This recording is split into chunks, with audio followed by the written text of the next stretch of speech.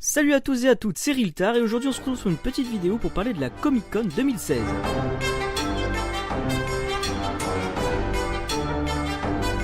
Pour ceux qui ne connaîtraient pas la Comic Con, c'est un peu comme la Japan Expo mais en Amérique et vachement plus centré sur les comics.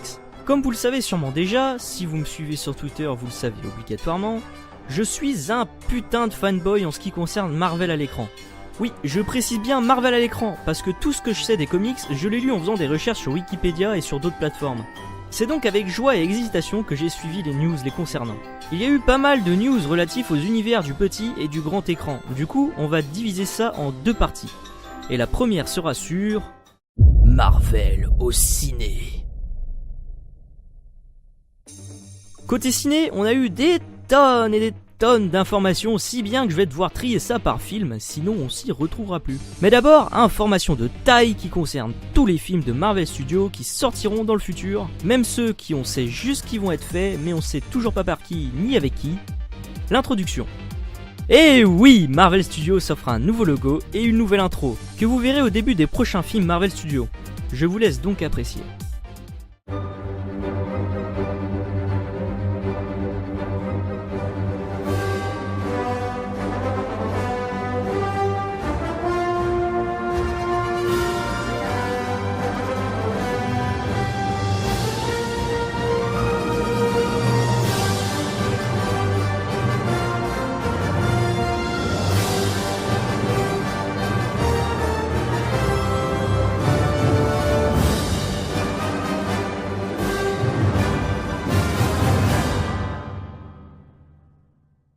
Thor Ragnarok.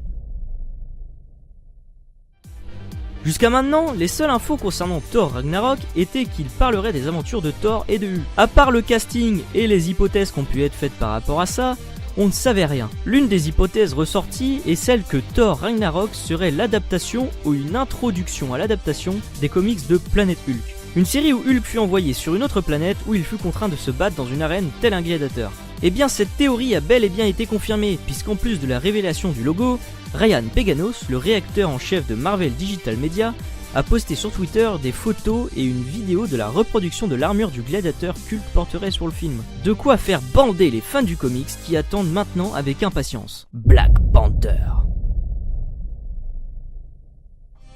Le nouveau héros introduit dans Captain America Civil War va enfin avoir droit à son film. Ça, on le sait depuis bien avant que Civil War ne soit tourné.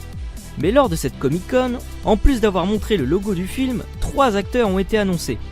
En plus de Chadwick Boseman, reprenant le rôle de T'Challa, alias la Panthère Noire, s'ajoute Michael B. Jordan dans le rôle d'Eric Killmonger, Lupita Nyong'o dans celui de Nakia et Danai Gurira dans celui d'Okoye. Tous 3 sont des amis de la Panthère et de très bons guerriers wakandais. On peut donc s'attendre à des scènes de combat plutôt sexy. Mais en attendant, on ne peut que s'imaginer le film en attendant qu'il sorte en 2018. J'ai hâte de voir comment le film va se placer dans la chronologie du MCU par rapport à Civil War. Avant, après, avant et après, je me pose d'ailleurs la même question pour Spider-Man Homecoming qui doit sortir en 2017. Oh, mais d'ailleurs, Spider-Man Homecoming. T'as vu, mon accent il est sexy. Ça y est, la jeune araignée qui a brillé dans Civil War a enfin dévoilé un peu de son histoire avec un artwork de toute beauté. Et le grand méchant de l'histoire ne sera pas Octopus, Venom ou le Gobelin, mais bien le Vautour. Et de ce qu'on en voit sur l'artwork, Falcon peut aller changer ses ailes, parce que celle du futur méchant pète la classe. De ce qu'on en sait, le film pourrait bien se passer avant et après Civil War. Et j'ai hâte de voir comment ils vont faire ça. En tout cas, d'après le réalisateur John Watt, ce film se concentrera surtout sur le statut de lycéen, confronté à celui de super-héros de Peter Parker, qui est quelque chose qui avait un peu été mis à l'écart dans les précédents films. Vous pouvez être sûr que je vais suivre le film de près et que je serai dans une salle de ciné le plus tôt possible après sa sortie. Tout comme un autre film qui a reçu quelques news lors de cette Comic Con. Les Gardiens de la Galaxie volume 2. Je s'appelle Riltar. Et j'ai putain d'hâte de voir ce putain de film arriver dans les putains de salles de cinéma en putain de mai 2017. Putain. Concernant les Gardiens, une info a été divulguée sur l'histoire du film qui change des autres Marvel.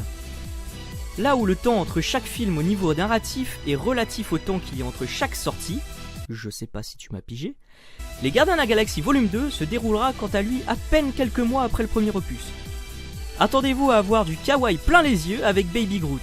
Du côté des castings, excepté Sylvester Stallone, dont le rôle reste inconnu, la plupart des nouveaux acteurs ont vu leur rôle confirmé, dont celui de Kurt Russell. Il jouera Ego, la planète vivante. C'est littéralement un gros rôle, et un rôle de méchant en plus, parce que dans les comics, Ego est un être avide de domination qui s'est plusieurs fois frité avec Thor. Sauf que Kurt Russell avait été teasé pour jouer le rôle du père de Peter Quill, et ça sera bien le cas. De plus, Ryan Peganos a posté, tout comme pour Thor Ragnarok, d'autres photos où on y voit la tenue d'Ego, qui semble bien humanoïde. Je peux vous dire qu'en ce moment, les fans se posent des tas et des tas de questions. Rendez-vous donc en mai 2017 pour en avoir les réponses. Putain, Doctor Strange. Du côté de Doctor Strange, on a eu droit à un nouveau trailer à la Inception qui donne bien envie. Mis à part ça, rien de nouveau. Juste qu'on a encore plus envie d'être en novembre. Captain Marvel. Ici, rien de bien intéressant pour l'instant, si ce n'est que Carol Danvers, qui deviendra Captain Marvel suite à un accident, sera jouée par Brie Larson. Les studios ont aussi annoncé que la sortie du film serait repoussée et ne sortirait plus en 2018, mais en 2019, car le film sera lié à Spider-Man Homecoming et Ant-Man et la Guêpe, et ne pourra donc pas sortir avant ce dernier. C'est tout pour le grand écran, et que c'était un truc dont j'ai pas parlé, c'est qu'ils ont dévoilé des trailers pour Spider-Man Homecoming et les Gardiens de la Galaxie Volume 2. Sauf qu'ils étaient exclusifs à la Comic-Con, et le peu de personnes malveillantes ayant filmé ça se font supprimer systématiquement sur YouTube et sur les autres plateformes. Il va donc falloir encore attendre un peu avant de pouvoir les voir. Maintenant qu'on a fait le tour des grands écrans, avec toutes ces news incroyablement incroyables, passons maintenant à la deuxième partie de ces news. Marvel à la télé. Niveau télévision, on va être gavé, parce qu'en plus du trailer de Luke Cage qui annonce du lourd pour le petit copain de Jessica, Netflix, en association avec Marvel's Television, a annoncé pas moins de 3 nouvelles séries. Wow.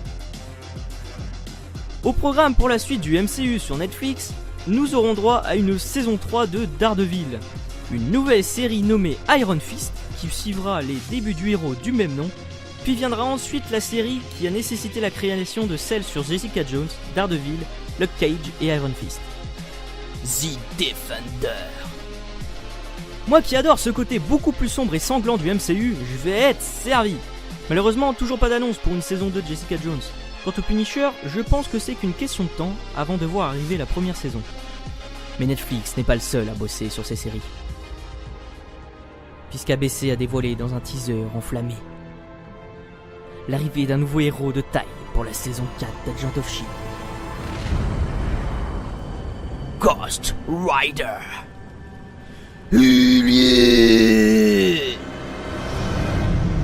Si c'est pas du gaz de qualité ça. Et tout ça dès le 20 septembre prochain les amis. On va terminer cette review sur Marvel en vous parlant d'un petit ovni, en tout cas pour les ignorants des comics comme moi, hors MCU qui vient se glisser sur nos télévisions. Légion. La Fox elle aussi veut tirer profit de la mine d'or que sont les séries TV pour apporter un peu de flouze avec la licence X-Men. Après le succès de Deadpool, ils ont de quoi vouloir tenter des nouvelles choses. Le trailer nous introduit un homme du nom de David Hayler, diagnostiqué comme étant schizophrène mais qui, en réalité, entendrait des voix qui seraient bien réelles. Dans les comics, David est le fils du professeur Xavier, rien que ça, le fondateur des X-Men, et aurait un pouvoir très puissant. En fait, c'est une sorte de catalyseur de mutants, et il a dans son esprit plusieurs personnes qui ont été par le passé de réelles personnes. Chacune de ces personnalités gère chaque pouvoir de David, ce qui fait à lui seul une légion, d'où son pseudonyme. C'est un peu comme Capone Beji dans One Piece, mais en plus spirituel. Malheureusement, Marvel a confirmé que la série ne suivrait pas l'histoire des X-Men sortie au cinéma. On va donc devoir attendre que ça sorte pour voir de quoi il en retourne. Voilà, c'était tout pour les annonces de la Comic-Con 2016 concernant Marvel. J'espère que vous aussi, vous avez été hypés par toutes ces annonces. En tout cas, moi, j'ai bien hâte de voir ça. Mention spéciale pour Spider-Man Homecoming et les Gardiens de la Galaxie Volume 2 que j'attends le plus côté film. Et pour Agent of Shield côté série. Et vous, quelles sont là où les annonces qui vous ont hypé le plus? Dites-le moi en commentaire, ça m'intéresse. En tout cas, en attendant que nos mirettes en prennent plein les yeux, dites-moi dans les commentaires si ce genre de vidéo vous plaît. J'en ferai peut-être d'autres par la suite quand d'autres annonces seront faites. Et tant que vous commentez, n'hésitez pas à me corriger si j'ai pu dire des conneries sur certains points.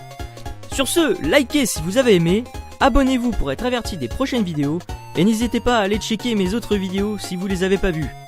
A plus, c'était Riltar.